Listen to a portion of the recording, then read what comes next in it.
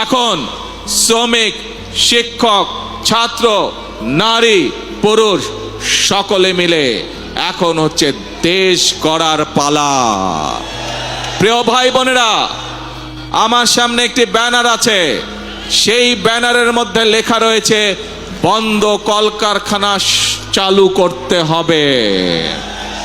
প্রিয় ভাই বোনেরা, বর্তমান সরকার বিএনপি সরকার, জনগণের ভোটে নির্বাচিত সরকার, এবং সেই জন্যই সরকার গঠিত হওয়ার পরে সাথে সাথেই আমি সংশ্লিষ্ট ব্যক্তিবর্গকে সাথে নিয়ে বসেছি এবং নির্দেশনা দিয়েছি।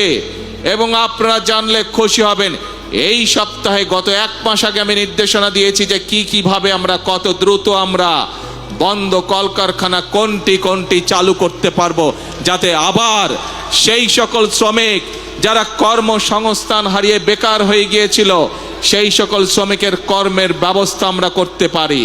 সেই মিটিংটি এই সপ্তাহে আবার নির্ধারিত হয়েছে। ইনশাআল্লাহ বাংলাদেশের অনেকগুলো কলকারখানা যেগুলো বন্ধ হয়ে গিয়েছে বিগত বছরগুলোতে, পর্যায়ক্রমিকভাবে আমরা সেই কলকারখানাগুলোকে আবার চালু করার উদ্যোগ গ্রহণ করেছি।